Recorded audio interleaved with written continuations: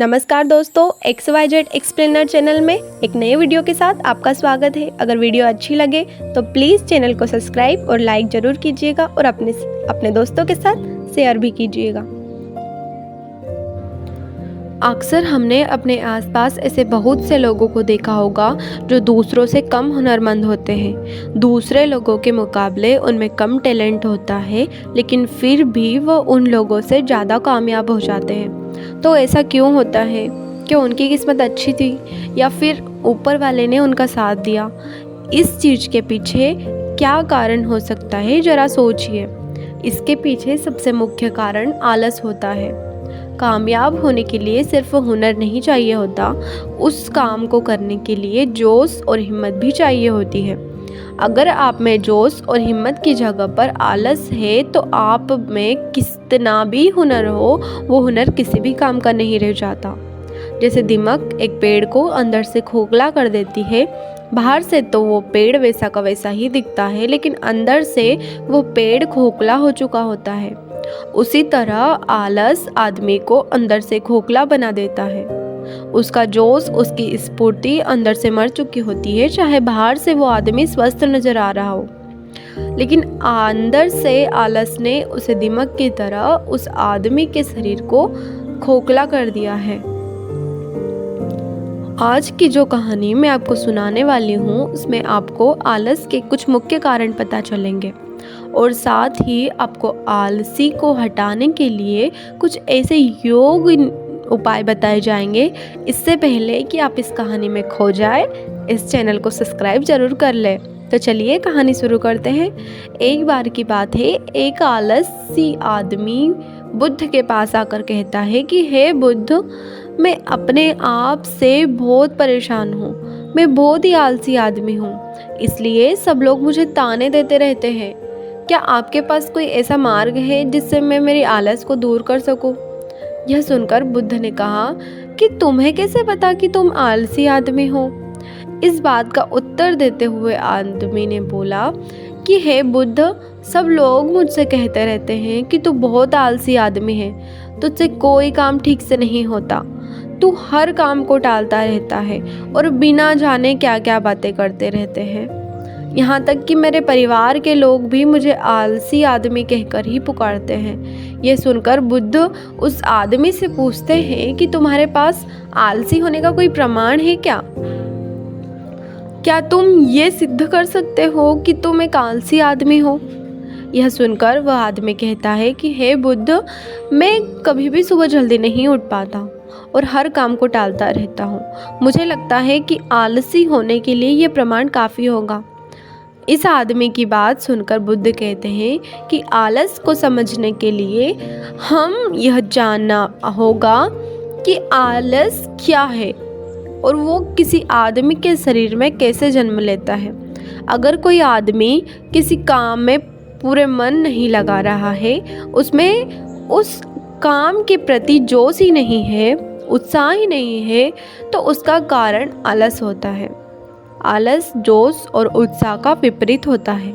इसे समझने के लिए हमें यह जानना अति आवश्यक है कि आलस आदमी के शरीर में दो स्तर पर जन्म लेता है, शारीरिक स्तर पर और मानसिक स्तर पर। यह कहते हुए बुद्ध ने उसे समझाना शुरू किया कि सबसे पहले शारीरिक स्तर पे आलसी को समझते हैं। इसके बाद बुद्ध ने अपने धाम के भिक्षुक की तरफ इशारा करते हुए कहा कि तुम जरा गौर से इन भिक्षुकों की तरफ चलना, उठना, बैठना और लेटना देखो। इन भिक्षुओं के चलने में एक तालमेल होता है, एक लय होती है, एक आनंद होता है, और जब ये बैठने की मुद्रा में होते हैं तो इनकी रीढ़ की हड्डी सीधी होती है और गर्दन थोड़ी सी उठी हुई होती है। और वहीं पर जब यह लेटे होते हैं तो इनका पूरा शरीर एकदम शांत और स्थिर होता है। और वही जब एक आलसी आदमी चलता है तो एकदम झुका हुआ, थका हुआ और बिना आनंद के चल रहा होता है।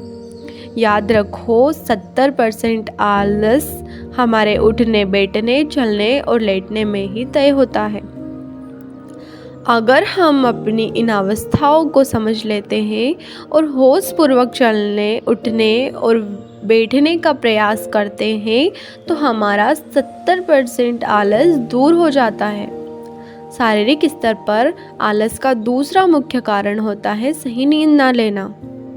अक्सर हमें पता ही नहीं होता है कि हमें कितनी देर सोना है। याद रखो, एक मानव शरीर को सीमित समय की नींद लेनी चाहिए। अगर वह सीमित समय से ज़्यादा नींद लेता है तो भी वो आलस का शिकार होगा, और अगर वह सीमित समय से कम नींद लेता है तो भी वह आलस का शिकार होता है। यह सुनकर वह आदमी बोला कि हे बुद्ध, एक मानव शरीर को कितनी नींद लेनी चाहिए? उसका उत्तर करते हुए बुद्ध ने कहा कि एक मानव शरीर को 8 घंटे की नींद लेनी चाहिए। अगर आपका शरीर ज़्यादा थका हुआ है तो 6 घंटे की नींद लेनी चाहिए, और अगर आपका शरीर ज़्यादा थका हुआ नहीं है तो 6 घंटे की नींद लेनी चाहिए। साथ ही यह ख्याल में रखना चाहिए कि सोने के लिए रात का समय निर्धारित किया गया है। कुछ लोग दिन में भी सो जाते हैं, जिसकी वजह से धीरे धीरे आलस उनके अंगों में सामने दिखने लगता है। शारीरिक स्तर पे आलस का तीसरा मुख्य कारण है सुबह जल्दी ना उठ पाना।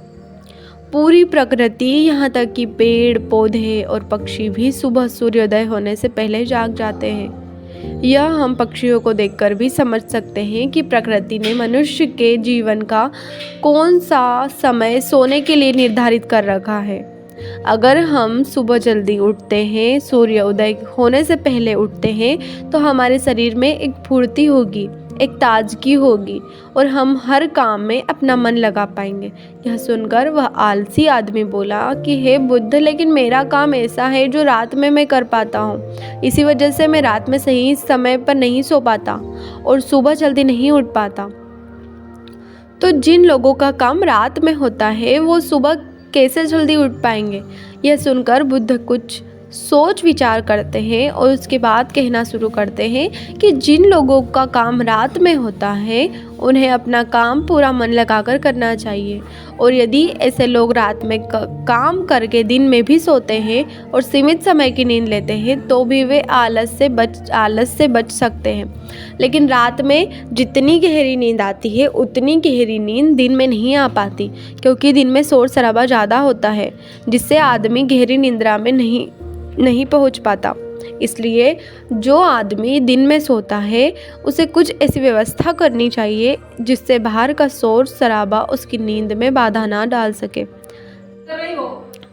शारीरिक स्तर पर आलस का अगला मुख्य कारण होता है भोजन सही समय पर नहीं करना।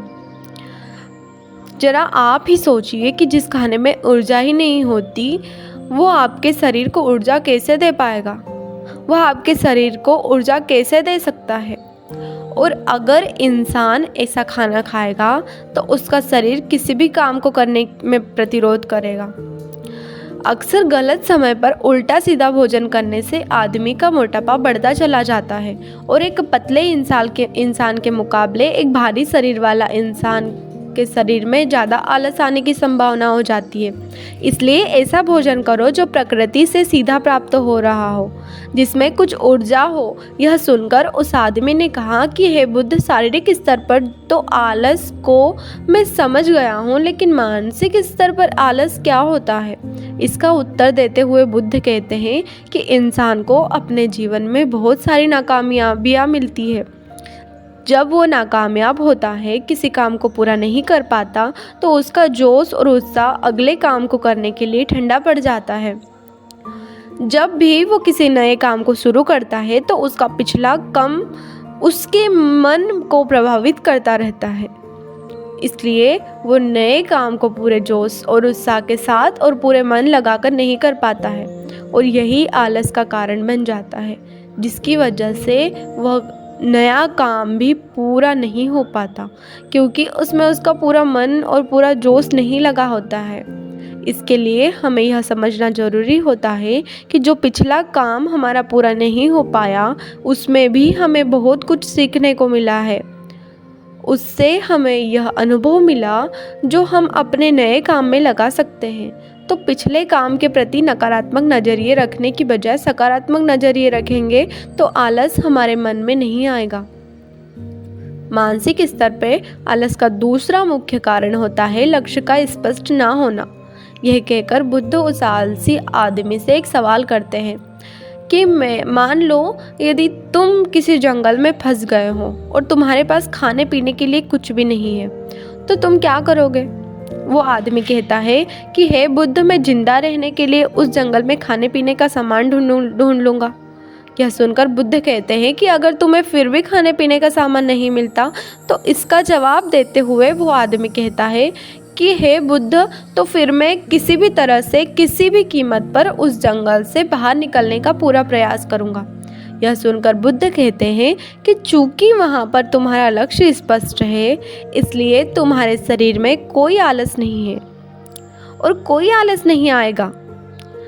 उसे समय तुम्हें पता होता है कि तुम्हारे शरीर के लिए अभी सबसे ज़्यादा ज़रूरी खाना पीना ढूंढना है। अगर तुम नहीं ढूंढोगे तो तुम मर जाओगे। और जब तुम्हारा लक्ष्य स्पष्ट होता है तो आलस तुम्हारे मन में नहीं आ सकता। लेकिन हमारे दैनिक जीवन में हमारा लक्ष्य स्पष्ट नहीं होता, जिसकी वजह से हमारे मन की ऊर्जा इधर उधर बिगड़ी रहती है।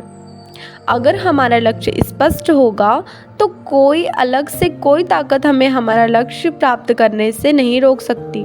और इसी तरह से अगर किसी काम को करने की हमारे पास कोई ठोस वजह नहीं होती तो हम उस काम को टालते रहते हैं। उस काम को करने का हमारा मन ही नहीं करता, क्योंकि हमारे मन में यह बात समय होती है किस काम को करके कुछ फ़ायदा तो होगा नहीं। इसलिए किसी काम को करने के लिए उसकी ठोस वजह जानना बहुत ज़रूरी होता है। बहुत सारे लोग व्यायाम करने की अहमियत नहीं समझते, क्योंकि वह इनकी वजह नहीं देख पा रहे हैं। वो सोचते हैं कि व्यायाम करने से क्या फ़ायदा होगा। लेकिन जो आदमी दूरदर्शिता करता है, जो ये देख पाता है कि अगर मैं आज ये नहीं करूँगा तो भविष्य में मेरा शरीर कितने रोगों से ग्रस्त हो सकता है, तो ऐसे आदमी के पास स्पष्ट लक्ष्य भी होता है और ठोस वजह भी होती है, और इसलिए वो व्यायाम भी करते रहते हैं। मानसिक स्तर पर आलस का अगला मुख्य कारण होता है आलसी लोगों का साथ। अक्सर कुछ लोग आलसी नहीं होते, लेकिन उनके आसपास के लोग आलसी होते हैं। अगर आपकी संगति में आलसी लोग भरे हुए हैं तो आप भी उनकी तरह हो जाएंगे। आपका भी मन काम करने से भागने लगेगा। आदत से एक छुआछूत की बीमारी की तरह होता है।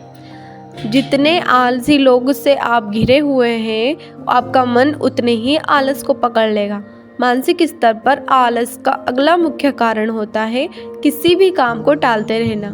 कुछ लोगों की आदत होती है काम को टालते रहना। आज का काम कल करूँगा, कल का काम परसों करूँगा, पर हमें यह महसूस भी नहीं होता कि धीरे धीरे यही हमारी आदत बन जाता है। और ये काम को टालने की आदत धीरे धीरे आपको आलसी बना देती है। इसलिए किसी भी काम को कल पर मत टालो। और सबसे आखिर में बुद्ध ने कहा कि किसी भी काम को करने के लिए आपके पास उम्मीद होनी चाहिए, उत्साह और जोश होना चाहिए। हर काम को नया काम समझ के करना चाहिए। इसके बाद बुद्ध ने उस हाल से आदमी से कहा कि याद रखना, अगर तुम्हारे पास कोई स्पष्ट लक्ष्य है और उसे करने के लिए तुम्हारे पास कोई ठोस वजह भी है, तो दुनिया की कोई ताकत तुम्हें वो काम करने से नहीं रोक सकती। दोस्तों, जीवन में अगर कुछ हासिल करना है तो हमारे पास सिर्फ आज ही का समय है। यह मत सोचो कि कल आएगा। यह मानकर चलो कि हमें जीने के लिए सिर्फ 24 घंटे ही मिले हैं।